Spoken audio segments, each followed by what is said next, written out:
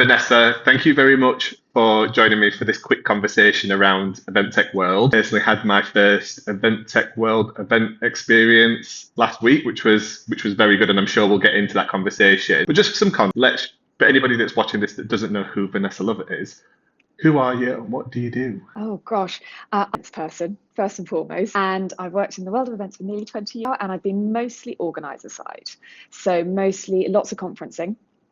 And lots of digital events way before the pandemic as well. Then, more recently, I went to the dark side with the greatest of love, and I went to the event tech supplier side, worked in two different companies, and now I'm back organizer side. And it's been an amazing experience actually to have both of those experiences and to have had feet in both camps at certain points over my event experience. More experience than most, then working on both sides. We're here today to talk Event Tech World, which is a new launch for you, now into our second community event. Can you share a little bit more about Event Tech World and what the vision is? I mean, it's a community. Fundamentally, it's a community. So this all came about earlier this year.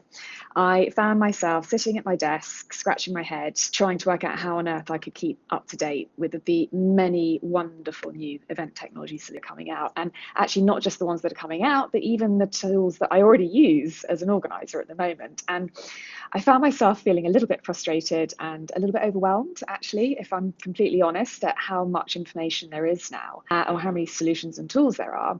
And I just sat there and thought, I wish I could sit in a room full of other people kind of like me who have the same challenges and the same goals and requirements from their event technology and ask them what they're doing and how they're doing for them and what's not working for them so well. And so I did a quick Google, sorry if I'm not allowed to say Google, quick search, let's keep it generic, and to see where I could go and do this. Now, of course, there's your event, which I love and is brilliant, 5th year of attending, but there isn't much in between to keep up to date and to keep connected with other people. I think that's the really crucial bit. So there'll be news and announcements about new tools or any acquisitions in the event tech space, but all of the communications around how to use the tools, they kind of come from the suppliers really. And as I said, I've been that side and I love the content. We get amazing industry-wide reports, suppliers, and there's great stuff out there, but none of it's completely impartial, and it's not about me sitting down with someone else like me and just saying, what do you do and how do you do it and what do you like about it and what would you do better next time? So that's how this all came about. I thought, this doesn't exist, so I'm going to make it happen, and I'm going to get more people to come and join and share their experiences, users and buyers of the tech, with one another. Yeah, I think myself, after running Event Tech Live for 10 years, I think there's definitely a place for Event Tech World and a desire for it, a need for it from people that are using event technology. Produce Event Tech Live, that only happens once per year, and most of our formats are kind of panel discussions, solos. They're not like peer-to-peer learning, and I think there's a huge amount of you, even if you're not necessarily using the same tools, the same technologies. I think more around the strategies and getting, as we learned from the last one, like how do we get the rest of the business on board with investing and supporting the use of event technology and moving things forward and stuff. What are some of the conversations that have come out in the first two events then? It's been really, really, really varied. However, data, the importance of using the data that you can get from all of these brilliant tools that exist, and that it's actually really hard. So the most recent conversation we had, there was a lot around attendee view, that when you're using multiple tools, which most people are using multiple event tech tools, and I think most kind of encourage that now. It's pretty hard to do everything in one solution. But when you've got all this data sitting in different places, how do you add it together and make it into something meaningful that you can then communicate upstream or sideways in the business as needed to get real value from it and to be able to make better decisions? So that came up quite loudly. In the first meetup, there was a lot of conversation around integrations and how difficult they are, and how in reality they should be simple, out of the box, bing bong, all done, but it just doesn't really work like that in practice. And the sort of, I guess, hopes and dreams of users that we'd love suppliers to understand quite how many hoops sometimes we have to jump through to make those, in theory, really, really start to add value to the business.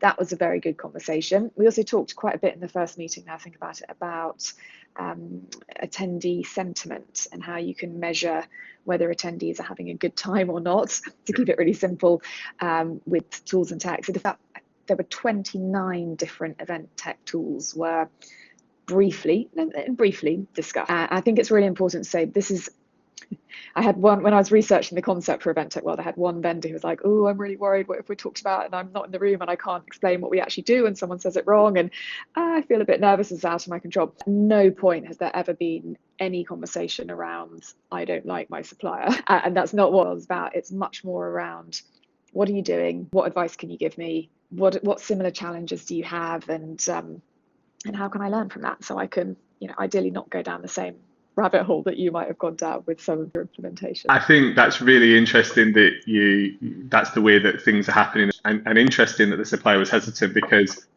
I mean, I'll be very honest, where suppliers get talked to, and some very positively, some not so positive. But I think, interestingly, event tech world sits in a place, especially on a face-to-face format, where there is two sides, an opposing argument. If somebody's had a bad experience, maybe somebody has a really good experience with them, and maybe there's things that have been missed. If that information can be fed back to the industry, back to the supply chain and stuff like that, they can only make it better, right? I tell two things that makes me think. So the first is, sometimes it's all around communication from the suppliers. So you might have an amazing feature that does the industry, the potential users and buyers might not know. And so just even knowing that there's that disconnect, I hope will be useful in times.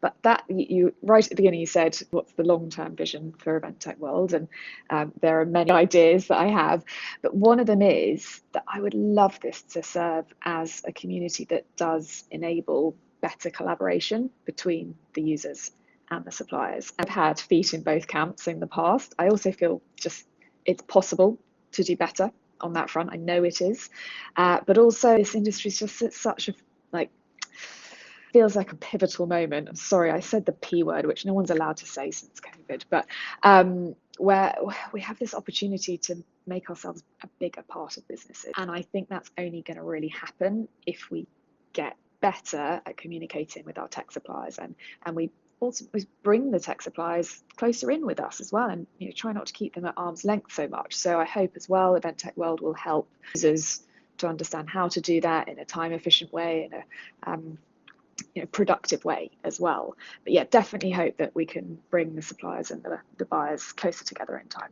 Yeah, I think I immediately saw, I went to last week, was actually the opportunity for members of Event Tech World to engage, especially with younger companies, startups, things like that, on how they actually can do business with those larger organizations. Because many startups, have seen it time and time again, come into the industry with a fantastic idea, go after the big brands, go after the big corporates, the big institutions, and just get killed by compliance and things like SOC 2 and data and security and GDPR and cyber. They're almost spending as much time on that as they are on the rest of the business to try and win the business, and then there's still no guarantee of business at the end of it. You just then an approved supplier. And I think that's something that the larger organizations and things, they're used to now. You were used to it back at Glisser. You kind of went through that gauntlet, and you knew how to win that business. But I see so many younger companies come in with zero experience on that and just get killed through paperwork and documents and stuff. You have reminded me of that conversation at the last meetup, where we had the head of event technology for Europe from one of the big with us. So someone who really knows his stuff when it comes to event tech, and he said exactly this, that it's incredibly hard, not just for them to work with startups for all of the reasons you've just mentioned, Adam, but also that they have to have a sort of a set roster of preferred suppliers that they use consistently, and bringing any new suppliers into that existing ecosystem is a major event for them. But the last piece he added in was the length of time it takes for these contracts to be signed, which can be years. And I know that's a little bit depressing to hear sometimes, but it's also depressing for the buyers as well, I will say. Sometimes they want to buy stuff and get it going, but it doesn't always work like that. As a new organization, you've got to be able to sustain your income for that length of time, whilst actually not having an income from that huge organization that you might be pitching and you might be in a process with. You're not going to get any revenue from them until the contract is signed. So you've got to have enough runway to survive some of those gauntlets. And yeah, I think it's a really good point. Awesome. Other than the in-person events that's happened over the last two editions, are there going to be other formats and other ways that the community can talk to each other, collaborate, keep at pace? Yes, so these are all in development, and our existing members are being incredibly helpful with forming the right way to get this right. So there'll be content that they'll be able to consume on their own time, at their leisure, when it suits them. So combination of video and written is the next step for that. So there's a couple of reports coming out soon, and we've got a couple of individuals keen to be interviewed, I guess not in an entirely dissimilar manner to this actually, Adam, around their experiences with event tech, both supplier and organizer. And then also at some point, probably in the second half of next year, but timings to be confirmed, we will launch a community platform. We'll keep it as simple as we can because we don't want to ask people to be jumping through hoops, but will be there to enable you to continue conversations after the meetups, again, in your own time, at your leisure, to ask other community members for advice. I'm thinking about doing a whole new RFP for a new registration platform. Like, if you look and sound like me, can we connect? Or do you have any suggestions and recommendations? My goal with that is to make sure it doesn't become an overwhelming, noisy mess. And that's why I'm not going to rush to do that too quickly, because I want to make sure we get that right. But I am really looking forward to having a way that folks can keep in touch with each other on a more frequent level too. Last piece of the puzzle I'll probably add in now, and this is still also subject to some ongoing research and development, but something else that I'm hearing quite frequently from users is that they have a specific event tech challenge that they need to address, possibly quite abruptly. So it might be they've got an event in 3 weeks, 3 months, and they need it, or it might be they want a specific tool, or quite a different tech project. So also looking at developing a small bank of event tech consultants who would be able to help you with that. So make sure we know them and trust them, and that we think that they're reliable, and then make those some preferred event tech consultants if you need that just quick, instant, help me with this project, but it's not a forever relationship that you need to develop. Yeah, I know of some good ones myself, and there are people out there that are very platform orientated or supplier orientated. They know that technology, they know that tool inside out, or they know the world of, let's say, registration setup and things like that. It can take the heavy lifting off the table and stuff. Yes, this is this thing with event professionals. You can't be an expert at everything. You just can't. So sometimes it's best to just not try to be that and to get the help from experts that do already have that knowledge. Yeah, I think a positive move that I have seen, I mean, 10 years ago, there wasn't anybody with event technology in their title per se, but now, you can do the Google search, there's more and more of it. That does mean a lot of different things to a lot of different people, don't get me wrong. So it's not like, oh, that person is definitely going to know how to use registration. They might deal with the AV or whatever. But I think we're seeing more and more of that come through as a dedicated discipline, especially within larger organizations, which is a good sign. But I think there's so many event managers, event planners, those who organize the events for their company or on behalf of their company, that technology has been thrust upon. And actually, they're the ones that need the most amount of advice, guidance, 100%. And help. Next meetup is at Event Tech Live. It is. Thank you very much. I'm looking forward to having the community there. The way that I see our event now kind of evolving is it's micro communities all coming together in the same place. Agencies, trade show people, people in sales, people in marketing, the event tech community, Collingwood, and all of these other kind of smaller communities. And I think that's one of the things and beauties about an event like Event Tech Live is it is industry wide, and it does for people to come, as we can provide a platform for that, and people get value out of the show. Then that's good for me. But for anybody that's listening, watching this, that's a user and they want to reach out and learn more about how involved, or maybe come to the meetups, where should they go? I would go first and foremost to eventtechworld.com, eventtechworld.com. Hopefully that's easy to remember. And there's lots of buttons to say join. So just join, and then you'll receive the notifications and the updates and the information. And you can find me on LinkedIn as well. Yeah, that's the other easy place if you want me.